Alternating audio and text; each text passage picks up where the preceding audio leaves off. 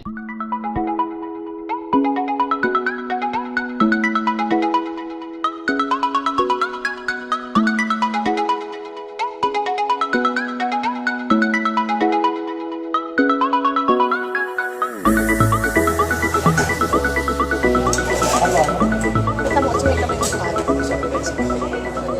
ko na. Hi guys, so update lang. Second. Side namin siya. Up to the bottom. Nakikita niyo ba? Napakalaki nito. 61 pesos to. So ganyan siya karami. Punong-puno yung malaking bowl. Ito yung kamay ko. Ganon siya kalaki. Ganon kalaki yung bowl. So ayan. 61 pesos siya. Actually, napaka-simple niya. Napaka-straightforward niya. Miki lang siya. Tapos meron dalawang kinds of meat. Yung isa yung parang nilalagay sa sisig. Yung tinadtad na pisngi ng baboy. Na crunchy. And then yung isa, parang yung nasa crispy pata na side. Na crunchy din. And then may mga toasted bawang, toasted garlic, and then chili oil. Tapos may isa namang mga sili na medyo, mga hilaw-hilaw pa. So yun lang siya, tapos sabaw and then Miki. Napaka-straightforward pero napakalasa niya. Actually wala pa kasi spring onion pero napakasarap na niya. Nakakagulat dahil hindi ko alam kung saan nagagaling ang flavors niya. Pero nakita nga naman yung asawa ko, nakakadalawa na siya. Doon nga niya nilagyan sa tangganita. Mukha naman lang, diba? Para mag-bake lang, para maghahalo lang ng kanina. Anyway, so ayun na nga, itong food namin ito siya isa sa Miki, Abra house na napakasikat daw di umano sa mga turista. So ayun lang, highly recommended siya guys. Sa totoo lang, wala kayong dapat i-expect pagdating nyo dito. Huwag kayo mag-expect ng posh na place. Napaka-humble yung place. Kung titignan ninyo, ayan lang siya. Parang stereotype lang siya, malangaw makakapagtungsun. Pero hindi naman kayo ma-disappoint kasi bibigyan ka ng napakasarap na Miki. Tama-tama sa mahabang pagtulog, ang pailit ang sikura at napakasarap at napakalasa. Yun lang sa ngayon. See you later. Bye! Sarap ba, baby? So, nandito kami ngayon sa Casamanta Hills Victoria Park. Nakikita niyo naman dito ang famous na ABRAmazing ang Abra na veteran yung sa Abra. So, yun lang sa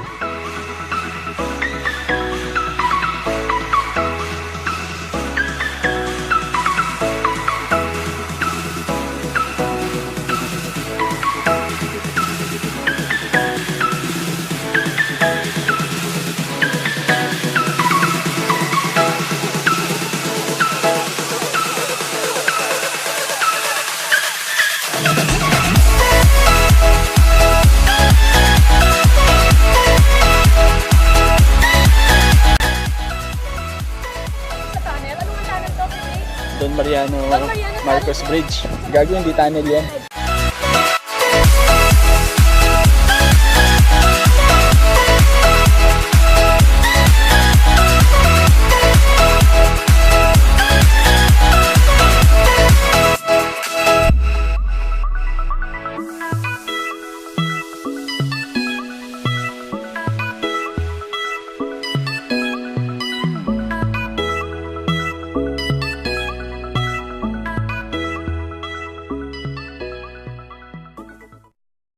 So, nandito tayo ngayon sa Lusuac Spring, dito sa Abra.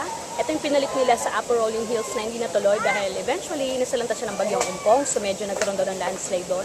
Or sinara yung daan kasi naayos nila yung pavement papunta doon sa trekking ng Upper Rolling Hills. So, ngayon ito pinalit nila yung spring. Ayan, tingnan niyo. Napakalinaw ng tubig, nakakamangha. As in, talaga, napakalinaw niya. Malamig daw yan. Galing daw yun sa bundok. So, bumubukal yung tubig and overflowing siya. Meron river band rin. Sa harap, papakita ko lang sa inyo.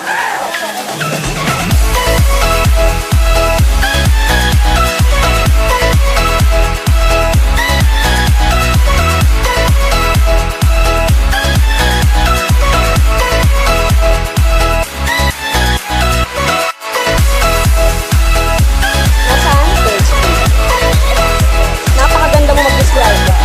Saan? So,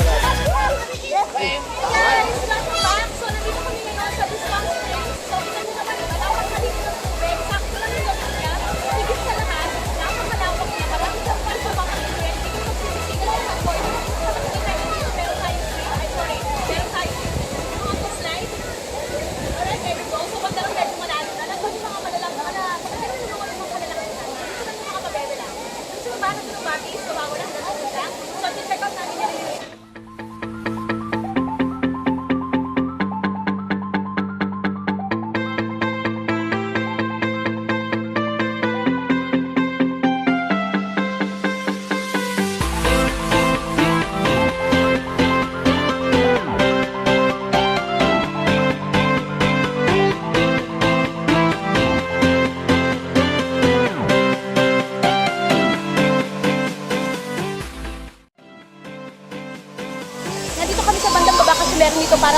medyo malalim or medyo mababaw yung tubig dito compared dun sa nasa taas. Nahihirapan ako dun umepal eh. Nahihirapan ako dun mag-video and dito medyo mas konti ang tao. At the same time, mas babaw yung tubig. So,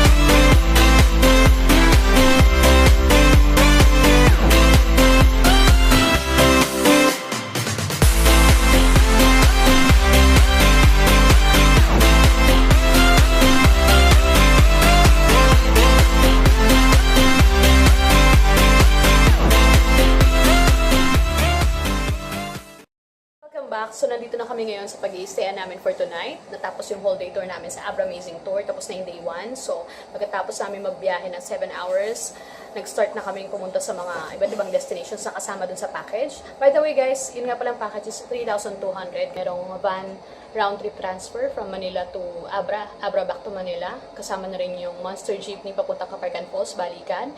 And itong one-night accommodation namin dito sa hostel na to. Na-impress kami kasi para sa presyo, isipin nyo maganda. May kutso na makapal, may aircon, yung room, kasagaran lang yung size. Medyo wala siyang mga mesa-mesa ako ano pantokador, pero may salamin at may sariling banyo. So yun ang pinakamahalaga sa amin. Salamin, banyo, at kutsyon. Maaga yung call time namin, 4 AM. Bukas na dapat ready na kasi pupunta na kami ng DPWH para sumakay ng monster jeepney namin. Napipick upin kami ng 4 AM papuntang Kaparkan Falls na 4 hours na bumpy ride. So pagdating doon, mag-trek pa kami ng 50 to 30 minutes and then from there, mag-stay kami ng around 2.5 hours to 3 hours. Biyahe ulit pabalik ng 4 hours. Tapos, yun na, pabalik na ng Manila.